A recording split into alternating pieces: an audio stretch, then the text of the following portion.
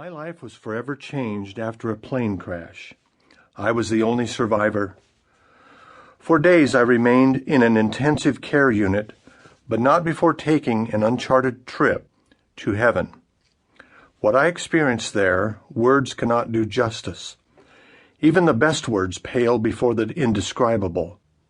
For many months following the crash, due to serious amnesia, I remembered nothing. Nothing of the crash, the first 3 days in the hospital, nor my visit to heaven. At least my mind did not remember. My heart? Well, that's a different story. I was assigned to Dr. Homer Graham, best known as Evel Knievel's surgeon. My injuries were massive, but when I awoke in the ICU, I was a changed man, yet I had no memory as to why. It seemed as if I had been given new eyes. I felt as though I were looking into another dimension. That was 40 years ago. What you're about to read is how my life was turned upside down by an airplane crash, and why every major decision I've made since that time has been a direct result of my journey to heaven. Those who have known me may now understand why I've seemed like a bit of a misfit, and why my life has often followed an offbeat path. You'll learn why I've been emboldened and compelled to share the love of God with others, why I volunteered on almost 1,000 flights to more than 50 countries, building churches, orphanages, and medical clinics, and why I've trained lay ministers and medical personnel to help the needy worldwide, usually at my own expense. Since that fateful day, I have shared my story about the crash and the amazing recovery many times, but I've never shared publicly about my journey to heaven until now. How could I keep this life-changing event a secret? There are several reasons.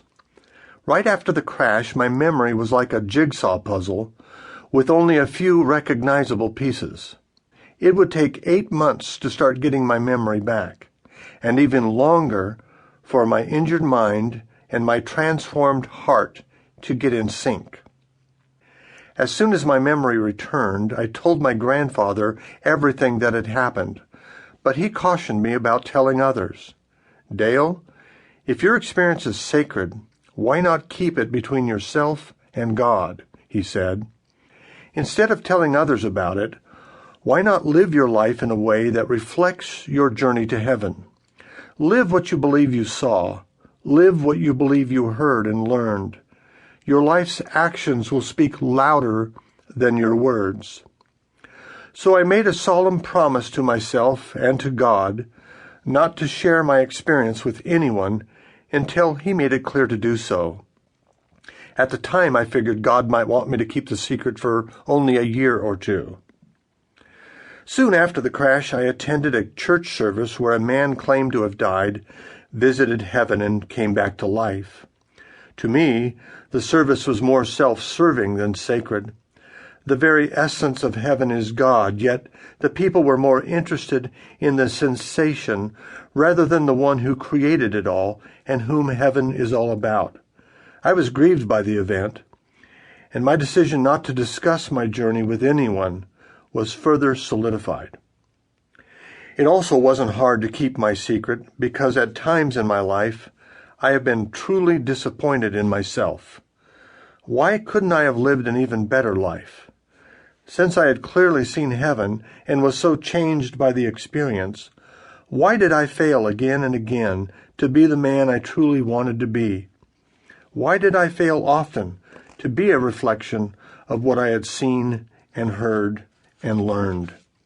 I guess seeing heaven didn't change the fact that I'm human.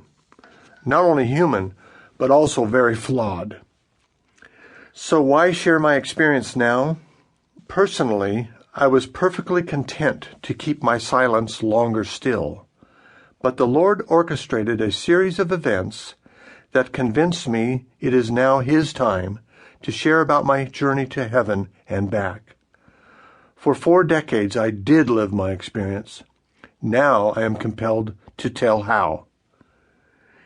In some ways, this story is about me. But it is not about me ultimately, nor should it be. It's about God, and it's about you, the two of you together, entwined in a story that to me is still breathtakingly sacred. My hope is that you will read not just with your mind, but with an open heart. If you do, you may receive more than you bargained for.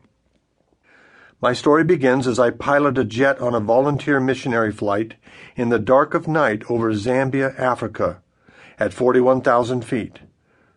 So please, fasten your seatbelt, put your tray table in its upright and locked position, and hold on. It's quite a ride. For the first time in 40 years, here's my story.